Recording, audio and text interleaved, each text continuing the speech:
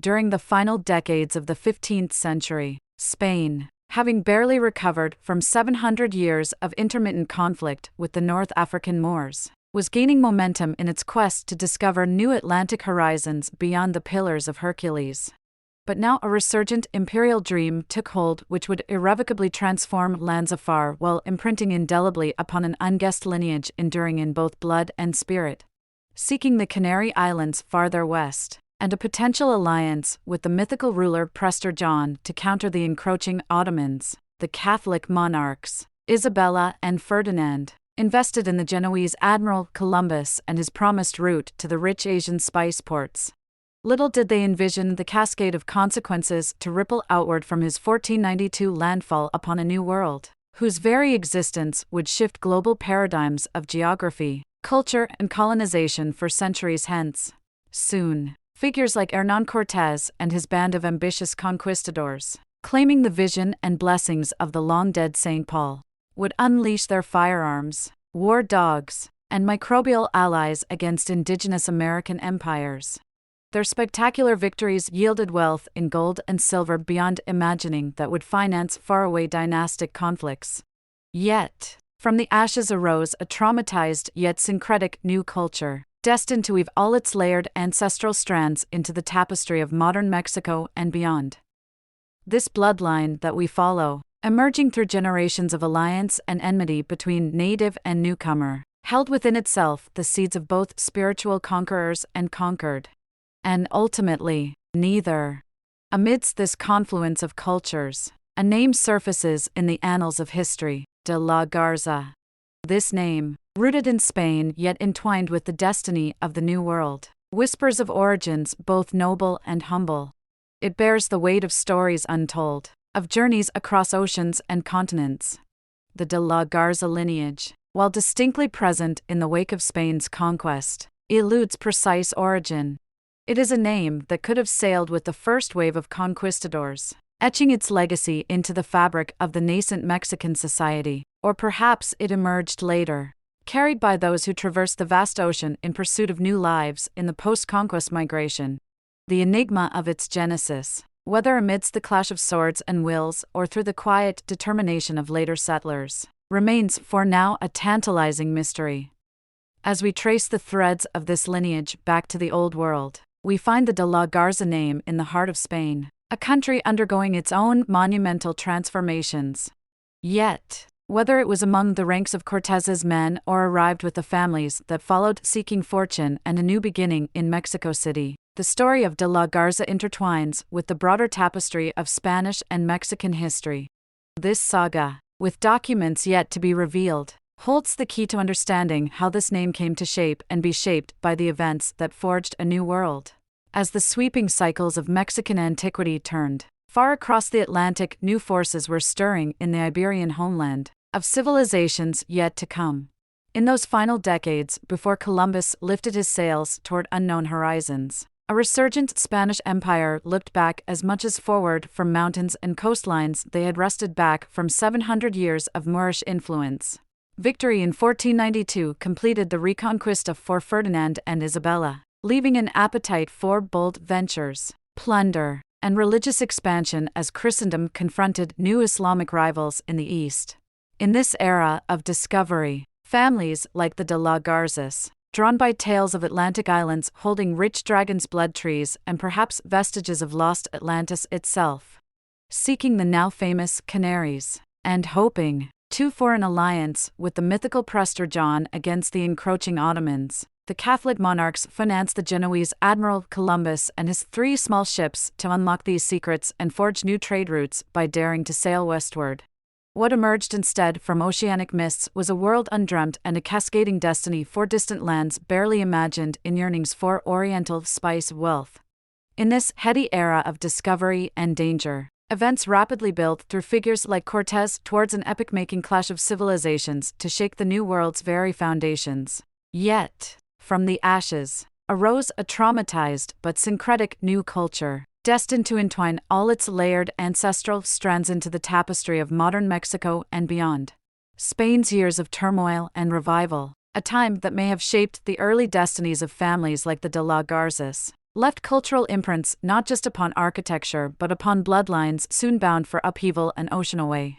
As Christianity reasserted dominance in the peninsula, tension grew with persisting Moorish and Jewish enclaves now pressured to convert, leave, or face inquisitors' pyres. The fall of Granada and onset of forced diasporas proved bittersweet indeed. Yet crusading momentum found new outlets as the papal-crowned Catholic monarchs looked outward with missionary zeal. Converting indigenous Canaries and securing North African strongholds would push back Islamic rivals while funding further exploration. As hereditary rulers finished reconsolidating their realms, ambition swelled to pursue military orders and nobility left idle without infidels to conquer at home. Might not their descendants inherit will to power and lust for prestige in equal share? These years also saw visionaries like Rodrigo Borja bring Renaissance scrutiny onto Iberian church corruption and Islamic scholarship regain appreciation through translated treatises brought from Córdoba to Salamanca's learned halls. The currents of history prove unbounded. What consequences, then, might arise from such a revival of philosophy and science in the New World colonies, beyond the realms previously known and assumed by Europeans? As Spain stood upon the precipice of opportunity, the de la Garza lineage, too, awaited the unfolding of a new chapter. With Inquisition's darkness falling behind came callings towards Atlantic light. What revelations awaited beyond Pillars of Hercules, where legend held no mariner could sail and return? With 3 small caravels, Genoa's son Columbus would uncork forces exceeding most any reckoning save by select heirs fated to ride wild torrents in centuries unnamed. As Queen Isabella weighed Atlantic prospects, might her zeal for calculated risks and empire building have passed to descendants who also proved visionary nation builders in eras to come? And the forceful statecraft of Ferdinand subjugating unruly vassals through paternalistic certainties under divine banners. Perhaps it too endured through heirlooms of conviction empowering future generational leaders to withstand wilderness chaos. Torquemada's darkened shadows may have equally crept down family chronicles, staining worldviews amid isolation's hardening of wisdom into rigidity of principle. When later crises forced harsh decisions under external pressures were there vestiges of ancestral, inquisitional precedents. Yet lighting adverse legacies, the Jewish scholars exiled westward carried sparks of Renaissance thought and scientific inquiry to kindle enlightened discourse in years ahead. Did their progeny thus inherit questing intellects and subtle powers of persuasion that proved vital to raising luminous cultural monuments from ignorance and fear's rubble? So flowed the undercurrents through Spain's epic chapters, leaving cultural imprints and contrails of potential. What archives may yet trace the streams by which such heritages filtered into one family's variants across ages of Mexican mystery? Our excavation continues. The ruthless conquest mentality that Cortés embodied, perhaps mirrored in the ambitious spirits within the de la Garza line, daring gambits under banners of divine sanction. Might it have passed shadows or sparks to conflicted successors who felt boldness and pride vying against humanity's doubts? What inner turmoils arose from brushing against horrors their forebears authored while benefiting from darkness-born privilege? Though Cortés himself scorned noble birthright for merit's molding of talent, ambition's current clearly runs strong through veins of issue in epics hence. But what tempering by adversity or counsel marked that family's authorized champions when authority's ring sat heavy on unready brows? Perhaps answering darkness called forth crusades for justice that left impressions down the marching generations, or built inner safeguards against despotic slides as heirs designed new social compacts balancing welfare alongside order.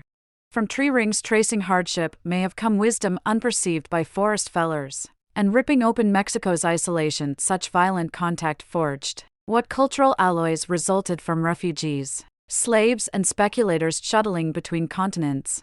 Did the family line absorb complected complexity both genetic and mimetic from fusing civilizations in their ascendants? Might later renown have emerged equally through Spanish fire, native resilience, and destiny's quenching irony? Our narrative arc curves on, through vantageless centuries, where folklore's rooted strands surface before sinking sans trace. What forgotten greatness awaits rediscovery? As honeycomb civilizations rebuilding on ruins become ruins themselves, the land remembers even if annals do not. We delve deeper. And so the stage stood arrayed, as Cortés would soon harness rising torrents toward Mexican shores, an enterprise laden with consequence across continents and centuries unforeseen. Maturing banks of cloud and credulity now swelled the growing storm. as rumors contagion spread of islands overflowing gold and oriental spice troves, unlocked by Trento's Genoese mariner. If Mexico's earthly paradise awaited conquering for Christ and crown, ambitious conquistadors would answer duty's calling. But what mythology's pen might relay honest reckoning of all that soon crested?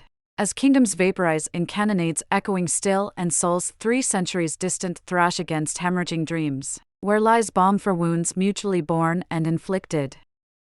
Perhaps in the children of paradox, mestizo issue claiming yoked legacy from red pyramid and white spire alike, building new foundations where one world ended and another groaned fitful birth after the evening clouds cleared blood and temple smoke. Their ancestors' epic collisions birthed a people spanning civilizational divide. But tracing waterway to aquifer remains obscured. As stewards of rising estates don ancestral personae seeking answers, might a secret family chronicle surface downstream, while Cortés prepares armada and prophecy now unrealized. Some codex yet cloistered guides, with patient clues toward individuals etched integrally across events outrunning mortal plots, though racing still through veins inheritance and memory share. We follow the soundings under obscurity's weighty oceans. In Coahuila and Nuevo León, a region that would later be significant to the de la Garza family, uncertain currents plagued in the fractious era that saw Mexican independence won but anarchy gaining speed in its place. As weakened central governance lost effective sovereignty over expansive northern transition zones between foreign colonizers and raiding Apache bands alike, anarchy raced toward filling voids left by evaporating empire. Isolated villages found themselves thrown back upon the brittle stability of family, fortune and firearm in absence of reliable magistrates or enlisted cavalry. Jefes owing influence more to name and firepower than laws or citizenship did impose order, of a capricious kind when not busy jockeying rivals to expand domains and cattle herds. So even the stoutest presidio gates or mission walls might resist indigenous assault for a time, but eroding isolation without and cohesion within spelled removal of last illusions pertaining to sanctuary. As when the ruined fortress at Las Enramadas fell silent after a year under Lipon siege, its starving ghostly remnants stumbling at last toward the Rio Nazas ferry gambol. Was it there the name first carved significance or notoriety into annals through daring fated to echo? The tide rushes onward as foreboding darkens eastern skies across fates and futures soon furled. Amidst the convulsions of Mexico finding its footing after independence, the enormous domain of Coahuila turned profoundly in upon itself for one of stable external anchors.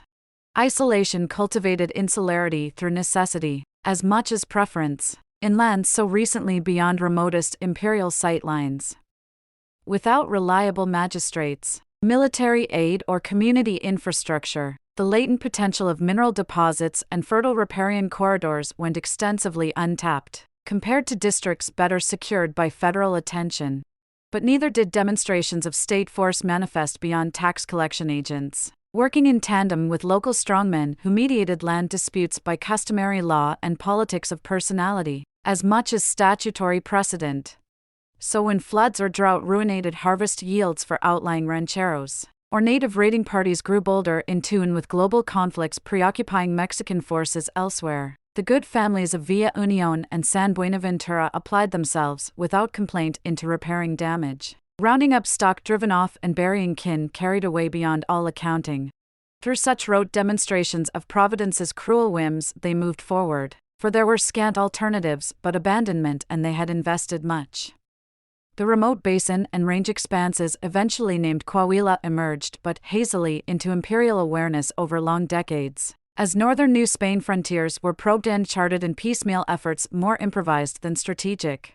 A harsh landscape only lightly peopled by scattered bands like the Toboso foragers initially showed meager returns for investment of authority or enterprise, compared to denser indigenous zones offering tribute or forced labor. So the territory remained essentially normalized buffer country into the 1600s, its mission outposts less centers of control than thin chains of resupply oases across hostile wilderness, simply to facilitate transit links between distant garrisons. Their vulnerability meant sites like San Juan Bautista, founded in 1596, still provided last-ditch refuge when Apache raiding later surged unchecked by declining imperial forces. Gradually, ambition or desperation filtered more ranchers, Traders and mixed-race mestizos into the Rio Nazas watersheds birthed between Sierra peaks.